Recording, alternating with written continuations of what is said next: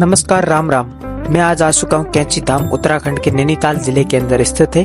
बाबा नीम करोली जी का आश्रम है। इसे आध्यात्मिक मान्यताओं के केंद्र माना जाता है। बाबा नीम करोली अपने मित्र पूर्णनाथ के साथ मिलकर 15 जून 1967 में कैंची धाम की स्थापना की थी। इसका क्या इतिहास है, आप यहाँ पे कितने दिन का समय लेके आ सकते हो और पास में कौन कौन सी जगह है, और इसका संपूर्ण इतिहास मैं बताऊंगा आपको। और यहाँ पे पहुँचने से पहले आपको आना पड़ेगा काठगोदाम रेलवे स्टेशन, और यहाँ से 1 घंटे का समय लेके आप पहुँच जाओगे कैंची धाम आश्रम। काठगोदाम से कैंची धाम आश्रम आने के लिए आपको 40 किलोमीटर पड़ता है। यहाँ से आप टैक्सी की मदद से आ सकते हो तो 200 रुपये लगेंगे, और पर्सनल टैक्सी करके आओगे तो 2000 रुपये लगेंगे।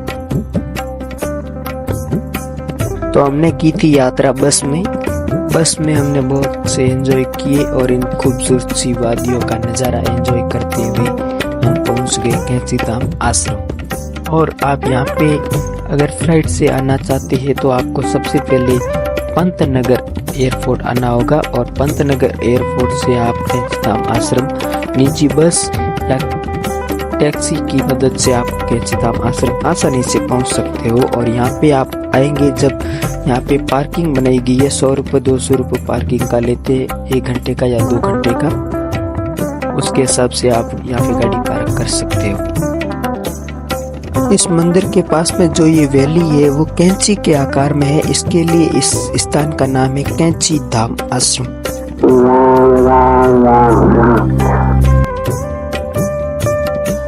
बाबा नीम करोली जी का जन्म उत्तर प्रदेश के फिरोजाबाद जिले के अकबरपुर में हुआ था, और उनका नाम था लक्ष्मी नारायण शर्मा। और उनका 11 साल की उम्र में ही विवाह हो गया था, और 17 साल की उम्र में उन्हें ज्ञान की प्राप्ति हो गई थी, और उन्होंने पारिवारिक सुख को त्याग के भगवान राम की भक्ति में लीन हो गए थे। और पूरे उत्तर भारत के में एक भक्ति की लहर जगा दी थी, हाथ में चिमटा लेके। बाबा ने कैसे पढ़ा कैंची धाम नाम, और कैसे पढ़ा नीम करोली जी, इसका इतिहास है वो आपको बताऊंगा।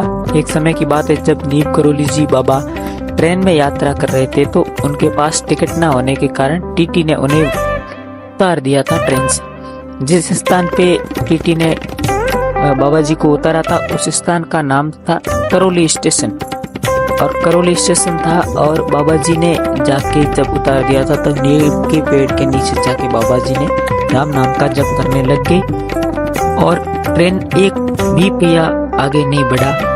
जब बाबा जी को उतार दिया था तो उनका चमत्कार ऐसा कुछ हुआ, और ये पहला चमत्कार था बाबा का वहाँ पे।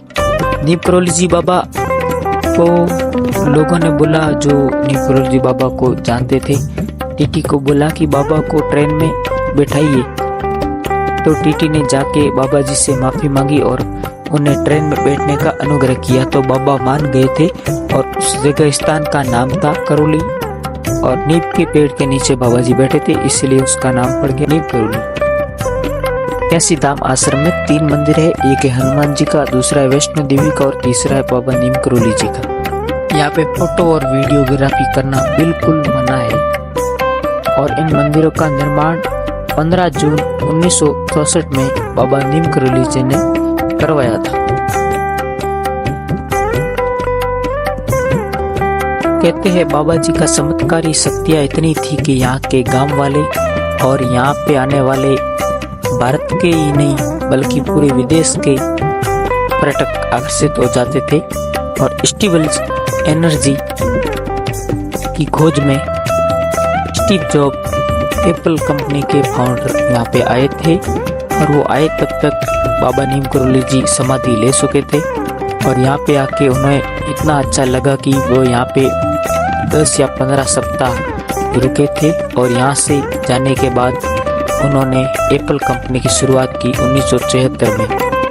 और वह इतना प्रभावित हो गए थे कैंची धाम आश्रम का, उन्होंने बहुत जगह पे जिक्र भी किया है।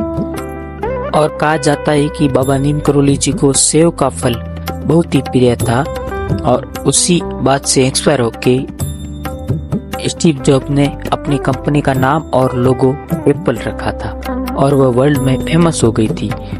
और स्टीव जॉब ने फेसबुक के मालिक मार्क जुबेरी को भी बताया था कैंची धाम आश्रम के बारे में और उन्हें बोला कि वहाँ से आपको नई ऊर्जा मिलेगी। और वो ही नहीं, जूलिया रॉबर्ट्स भी यहाँ पे नीम करोली जी बाबा का चित्र देख के हिंदुइज्म को मानने लग गई। और हाल ही में अनुष्का शर्मा और भारत के क्रिकेटर विराट कोहली जी यहाँ पे आए थे। क्या एक बात आपको समझ में आती है कि इन विदेशियों के दिमाग में ऐसा क्या आ गया कि वह कैंची धाम आश्रम आने के लिए प्रभावित हुए? और मेन बात तो ये कि इंटरनेशनल टाइमलाइन पे कैंची धाम आश्रम कैसे आया, तो मैं आपको बता दूं कि हार्वर्ड यूनिवर्सिटी के प्रोफेसर रिचर्ड एल्बर्ट कैंची धाम आश्रम 1966 में आए थे। यदि स्पिरिचुअलिटी और आध्यात्म को करीब से जानना हो तो ये ड्रग्स उनके लिए बहुत अच्छा था। और उनका ये भ्रम तोड़ने के लिए बाबा नीम करोली जी ने उनके हाथ में जितने भी ड्रग्स थे वो एक साथ में खा लिए थे। वो ड्रग्स एक साथ में खाने से किसी की भी मिनटों में जान ले सकता है, पर नीम करोली जी बाबा को जरा सा भी असर न हुआ और वो मुस्कुराते रहे और वहाँ पे बैठे सारे लोग हैरान हो गए थे। रिचर्ड एल्बर्ट एक रात में बैठे बैठे इन तारों को देख रहे थे, तभी नीम करोली जी बाबा आए और उन्हें रिचर्ड एल्बर्ट को बोला कि तुम इन तारों में अपनी माँ को ढूंढ रहे हो। ये बात वहाँ पे बैठे किसी लोगों को मालूम नहीं थी, सिर्फ रिचर्ड एल्बर्ट के। इस बात से खुश होके रिचर्ड एल्बर्ट यहाँ पे आश्रम में बहुत रुके और वो यहाँ पे रुके थे तब तक उनका नाम था बाबा रामदास रखा गया था। अमेरिका जाके रिचर्ड एल्बर्ट ने एक बुक लिखी थी 1971 में और वह बुक का नाम था बी हियर नाउ। उसमें बाबा नीम करोली जी का देखने का नजरिया और उनका पूरा इतिहास लिखा गया था और वो उस समय 20 लाख से अधिक कॉपियां बिकी थी साबित हुई थी और वह एक पब्लिक ऑथर अमेरिका के सबसे अच्छे और राइटर बन गए थे। और उन्होंने अमेरिका जाके नीम करोली जी आश्रम का जम के प्रसार करने लग गए और तब से वह संपूर्ण विदेश से लोग यहाँ पे आते हैं नीम करोली जी आश्रम में।